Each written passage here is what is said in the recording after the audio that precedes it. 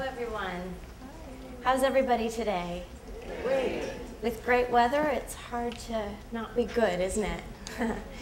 So my name is Nathalie Vachon, and I'm going to tell a fairy tale with a twist. And as we go along, I'm sure you'll see which fairy tale, and maybe you can help me a little bit along the way? Yeah? Okay. Edgar had a big head and not very much in it. But where he lacked in brains and intellect, oh, he made up for it in heart. Now, one morning, as the roosters began to crow, oh, you're good, and the sun stretched its arms into the new day. You can take a good stretch if you like. Oh, it feels good. Edgar woke with a feeling that this was going to be a most fortunate day. So he got up, he put on his super fantastic lucky pants, he put on his very fancy and fortunate lucky shirt, he put on his striped and lucky socks, and he ran downstairs, kissed his mother goodbye, and was halfway out the door before his mother yelled, "Edgar, you forgot your shoes!" But like I said, Edgar had a big head and not very much in it. And he didn't notice he wasn't wearing shoes, and if he did, he wouldn't have minded. He was too busy thinking about his fortunate day and making up a song. Today is my lucky day, lucky things are gonna come my way, today is my lucky day. Meanwhile, that same day, down the road, Madeleine had a big head and a big nose and big ears and big teeth. But where she lacked in beauty, oh, she made up for it in heart. And that morning, as the roosters began to crow, you're good, and the sun stretched its arms into the new day, Madeleine woke with a feeling that this was going to be a most unlucky day. So she put on her not so lucky, kind of itchy, baggy pants. And she put on her unlucky shirt with the pockets that were kind of saggy in the front. And she put on her unlucky socks with the hole in the heel. And she thought, well, on an unlucky day, what's one thing that you need on a bad day? How about a good friend? Is a good friend a good thing to have when you're having a bad day? So she went looking underneath her bed for her very best friend, Bella. Now, Bella slept in a little box underneath her bed about this big, and when she looked underneath, Bella was gone. She looked under the bed, in the bed, around the bed. She looked in the dresser, around the dresser, behind the dresser. She looked in the room, around the room, everywhere. Bella was nowhere to be found. So she ran downstairs, kissed her mother goodbye. She actually remembered her shoes, and she was out the front door yelling, "Bella! Bella!" Now, you might be wondering, are you wondering, what is Bella? Does anybody have any ideas? Yes? An ant made a video like... Only that big? Oh, an ant is a good guess. Anybody else have a good guess? A stuffed bear. Oh, a stuffed bear. Good one. Let me give you a hint. Bella had a big head. And big googly eyes. And a big neck.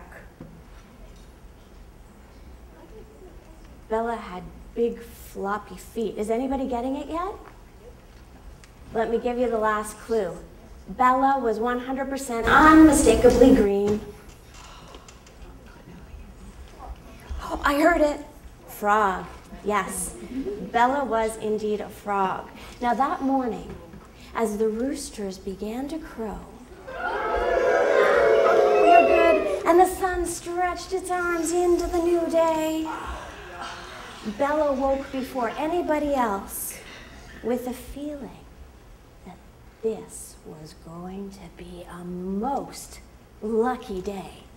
So Bella put on her super fantastic lucky pink ribbon, and she hopped downstairs out the front door and was gone down the road, took a left, and she saw the luckiest thing that a frog could find. Anybody can think of something lucky for a frog? Yes. A fly. Oh, a fly, that's a good guess. Let me give you a hint. It was the uckiest. It was the muckiest. It was the ooeyest, gooeyest. Swamp, close, puddle. Now to you and I, not so lucky, but to a frog, that's like a day at the spa.